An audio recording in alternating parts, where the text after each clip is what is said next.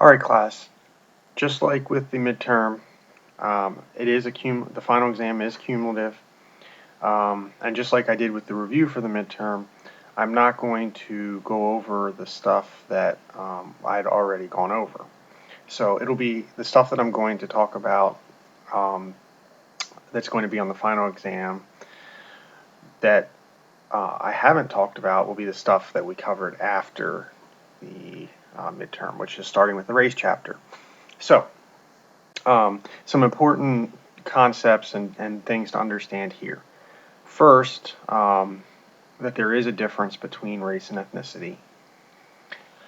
So, um, race is socially constructed and can vary from country to country. And what I mean by that is that if you were to go to another country and look at how they identify race, it may be different than how we identify race in the United States. In fact, our understanding of race and how we identify with race has changed over time. Race has more to do with a personal identification.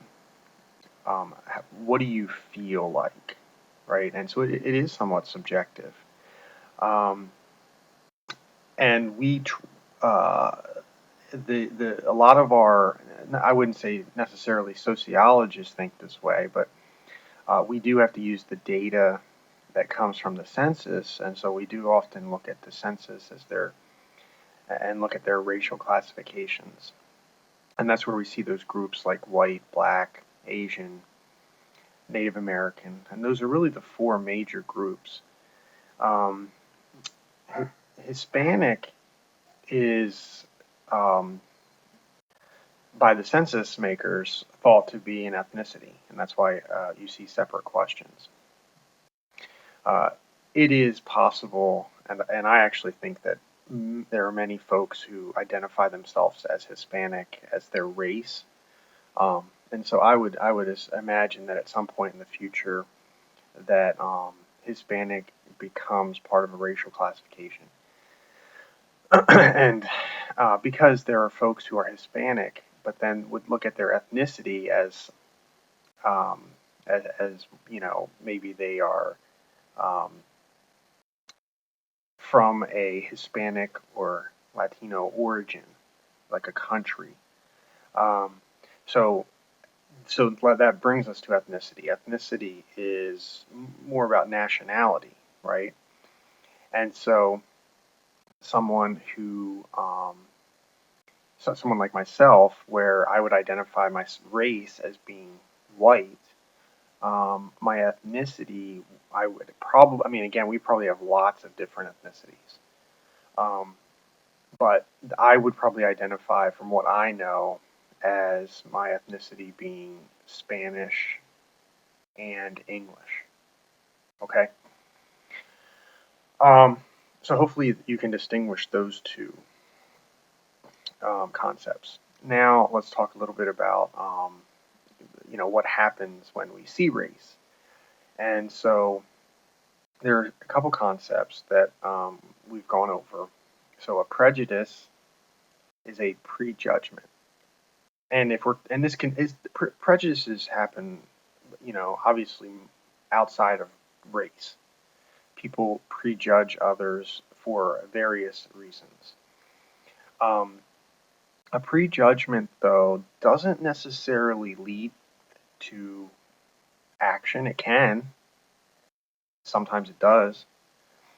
But a prejudice is really uh, an expectation of behavior based on a generalization.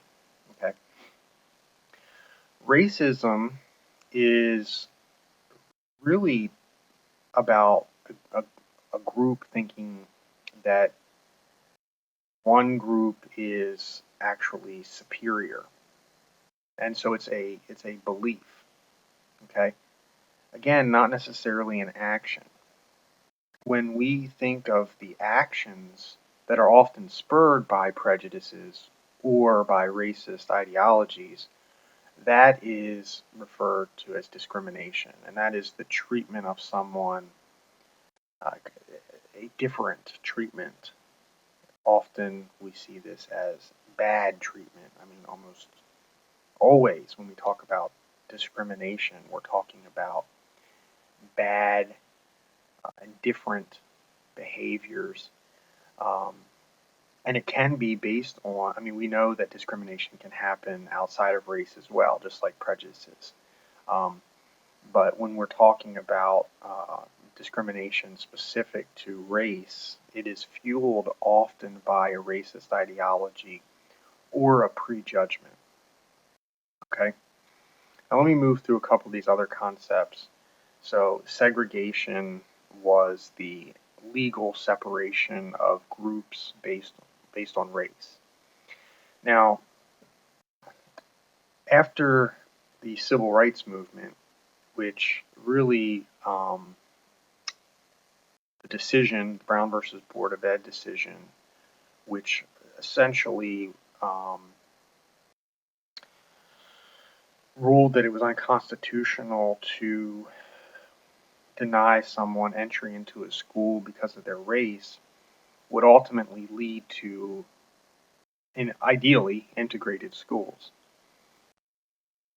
This led to what historians often refer to as white flight. So, in fear of integration, many white families who would have ended up being in diverse schools fled to the suburbs. This is what's known as white flight, and a lot of folks look at suburbs of urban areas being created because of really a fear of integration. Genocide is, again, not just focused on race. It can be focused. It can actually target a cultural group, women. But genocide is when a group of people, for a particular reason, are targeted for death. So this is very scary. This, one of the most recent notable examples would have been Hitler and the Nazis and the attempted extermination of the Jewish population in Europe, killing nearly 6 million Jewish folks. That's about the state of Maryland, the population of the entire state of Maryland. So, I mean, that is a lot of people. And then the other concept that I'm at the very bottom there that I'm going to talk about is minority versus majority groups. And the important thing to understand and differentiate about this is that minority groups are considered to be minority groups because of a lack of access to resources and power. Many folks think that minority groups are considered to be minority groups because of the number. But we actually would consider women to be a minority group, even though they have a mathematical majority of the population. It's about having lesser access, being treated differently, those types of things. And then the majority group would be the opposite. Okay, let's move on. So, if we were differentiating sex and gender, so ultimately, when we land on someone's sex, so someone's born, which they can be born intersexed or male or female.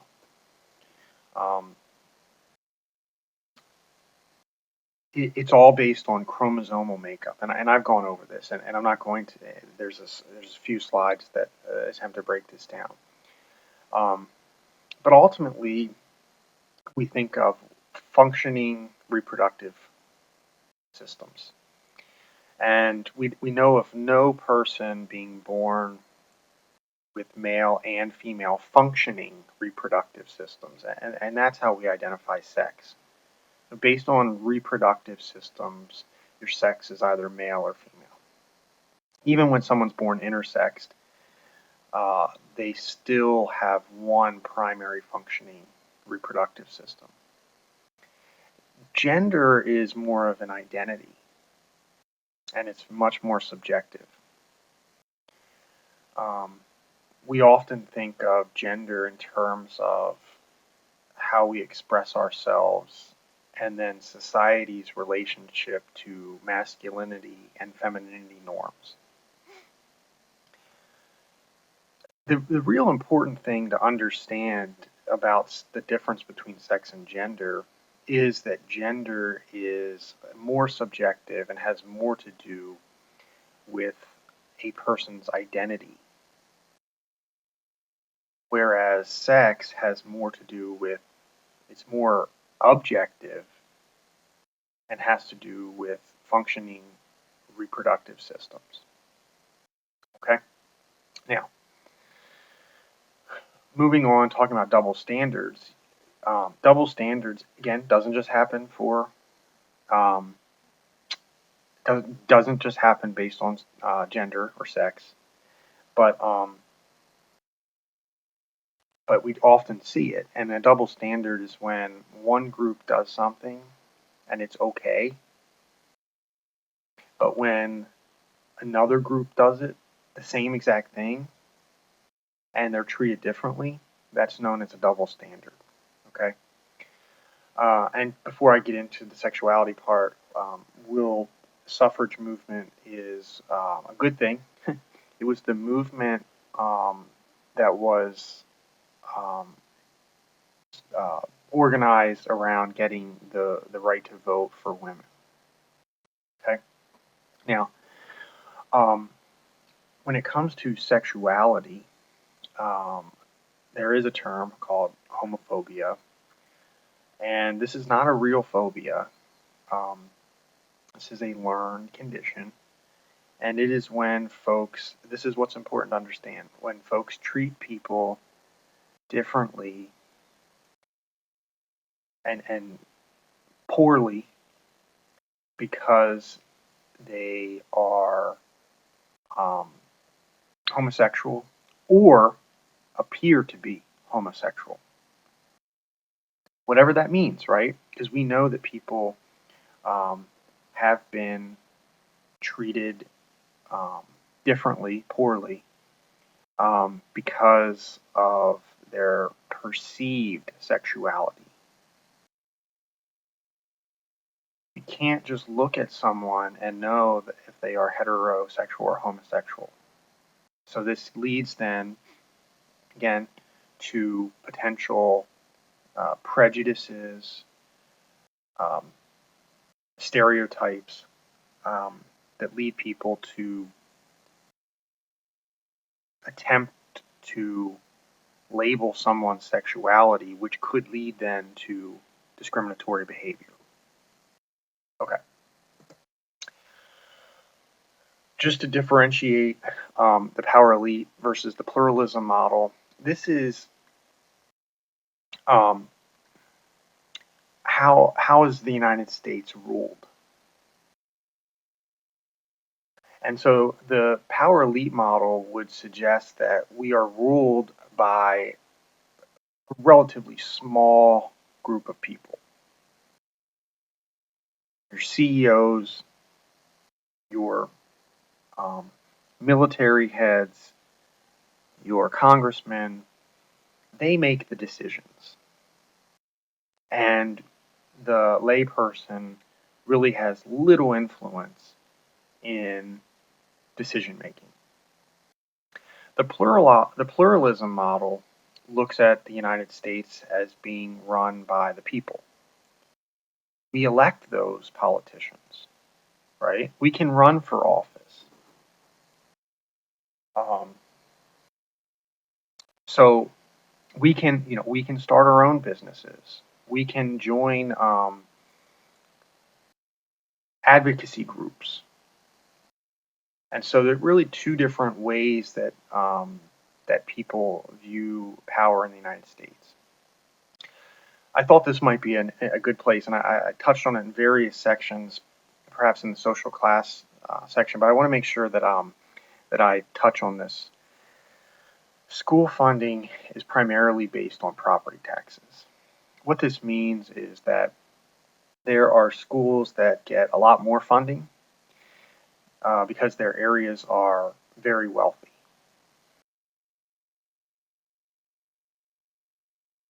There are efforts in lower income areas to try and offset those differences, but it is often not enough.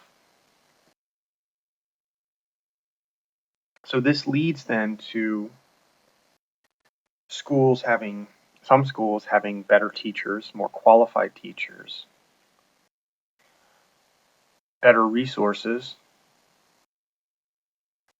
better conditions in the schools, more resources in the schools, um, smaller class sizes, right? So when we're talking about the differences in school funding, that leads to um, some kids and some schools, and we can easily look at performance rates, graduation rates, those things, and it's quite clear. The more affluent areas have higher graduation rates, more likely to go to college, and so on. Less likely to enter college having to take a developmental course. My point is, and making sure that you understand this, is that the way that we have structured our school system is not equal. And this leads then to education inequality. Okay. Now, in this last section, we covered a mishmash, I guess, of concepts. And so I'm going to go through them really quickly. So, modernity is the stage in which countries strive to get to, where we are focused on technology. And really, it's when, that's what we would describe many first world countries as being in a modernity stage. You know, we have technology, medicine, um, and it's high quality.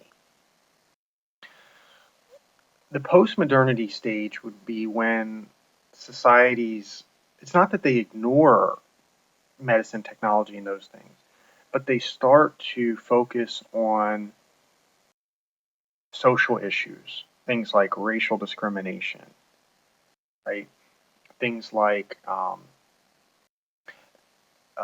dealing with sexism in the workplace and various things that are related to kind of social issues and conditions, okay? Now let's talk about gentrification. Gentrification is when investors target areas that are typically low income, and their intention is to change the area, move out the lower income folks, and bring in, you know, middle income, upper income folks. This has been highly scrutinized by sociologists and others that it ignores the low income population. And so some cities and some areas have looked to revitalization efforts, which tries to build up the entire community. So it wouldn't be, we're going to just get rid of all the low income areas and then put in these high end condos. Instead, it would be investing in that community, trying to figure out ways to improve quality of life for those living there to make it so that they move up their social class rather than just kicking them out. Um, so, a social dilemma is when, I'll get to public goods dilemma. Social dilemma is when one person does something really not a big deal, but when lots of people do it, it becomes a problem. So we often use the example of when people rubber, like you've been driving down 70, right? And all of a sudden you're stopped, real slow. And then a couple miles later, you look over on the other side of the road and there's an accident. and then traffic picks right back up.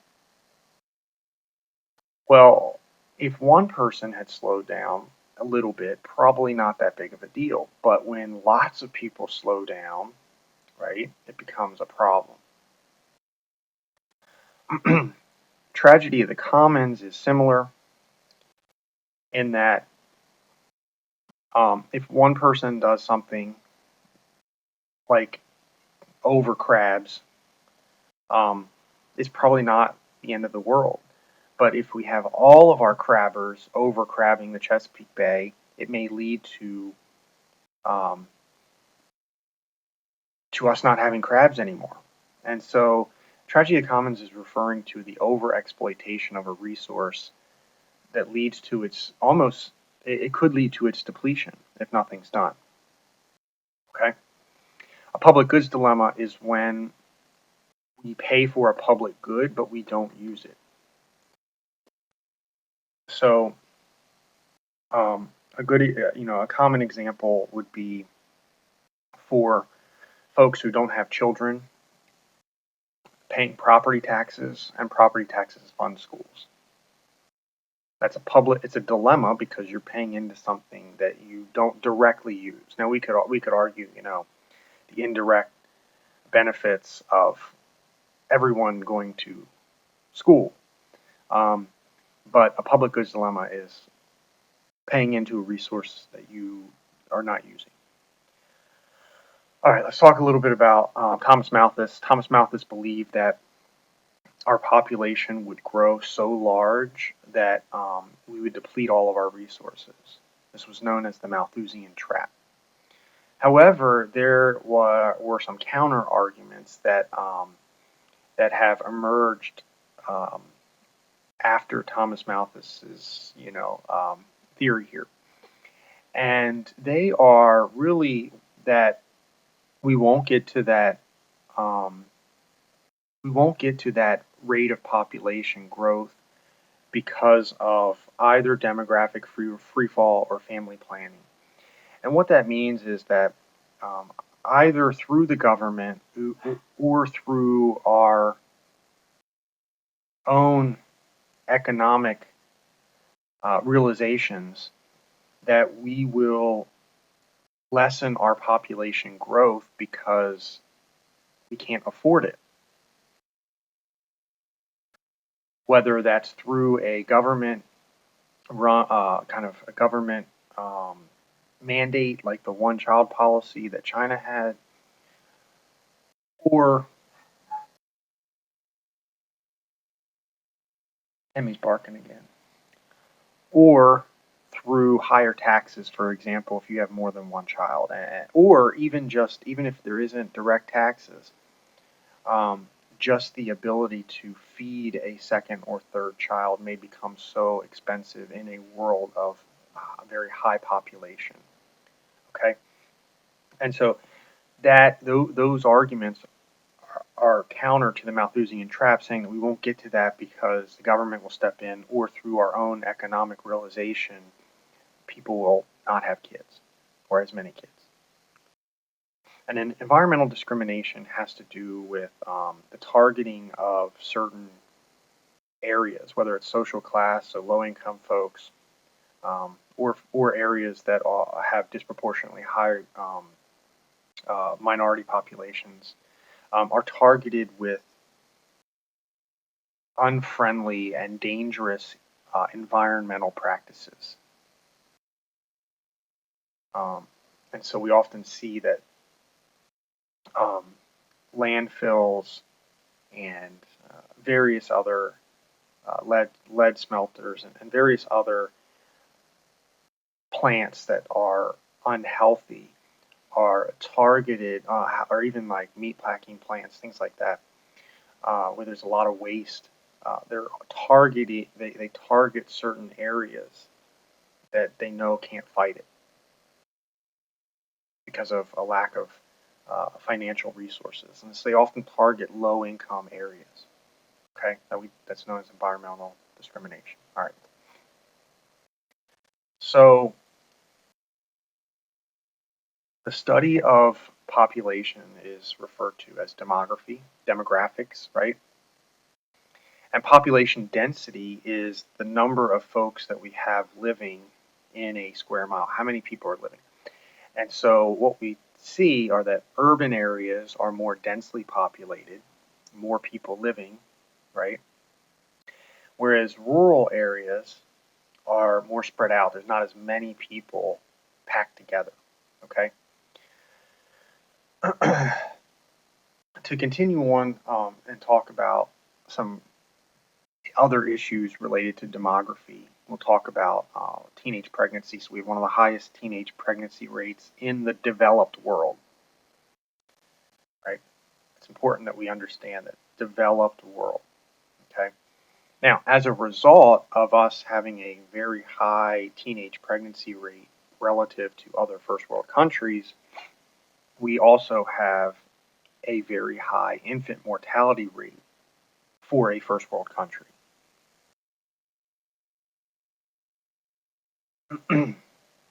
We're not talking about, when we talk about teenagers being at risk, first of all, it's important to understand who we're talking about. We're talking about teenagers. When we think about teenagers, are you thinking about like 18, 19-year-olds, right? No.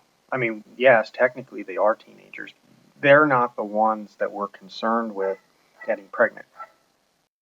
When I say we, I'm talking about healthcare professionals, because we got to think about risk. And so what we're worried about are those under the age of 16, right? So, and that does include 10-year-olds, even though they're not technically a teenager. Oftentimes when we read about teenage pregnancy in the literature, we're talking about 16 and under, 15 and under, 18 and under. And what we're concerned with and what we're worried about are that they're at a higher risk of having some sort of issues with their pregnancy. Really young girls, 10-year-olds, 11-year-olds, 12-year-olds,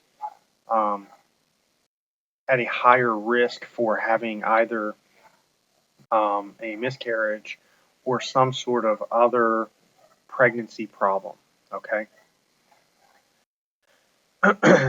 And it is, and worldwide, we do see that about a third of our population growth actually is a result of incidental or unwanted pregnancies. Okay, move on. I asked that you watch documentaries, specifically Food Inc., but I also was hoping that you could watch a little bit of the other documentary. It's escaping me the name of the documentary right now. I think it's called Forks Over Knives, or Knives or something like that. But specifically, I wanted you to watch Food Inc. And there is some questions in your journal about why I would focus on the environment, or why I focus on health and food and where food comes from. Because there are consequences. And so specifically, I did want to point out that our diet, our Western diet, we're talking about, typically people are talking about the diet here in the United States. With the Western diet, generally has become very processed and unhealthy. And you noticed that when you saw the documentary. So not only are we having like lots of chemicals and junk in the food, the food's addictive, and it's very unhealthy. And this has led to complications with obesity, which has now become the #1 killer of chronic disease. So the top two causes of death by chronic diseases are tobacco and essentially sugar, tobacco and obesity. These are both preventable, and that's where we get to type 2 diabetes.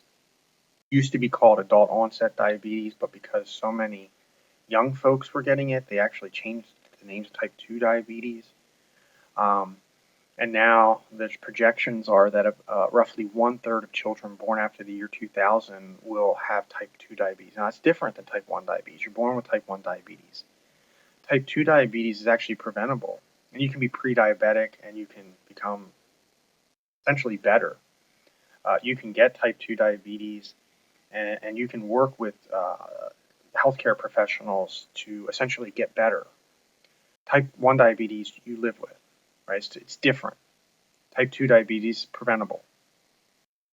Just like just like when we talk about someone smoking and getting some sort of cancer because of smoking, that's preventable. Okay. All right. So good luck on the final. And if you have any questions, feel free to email me.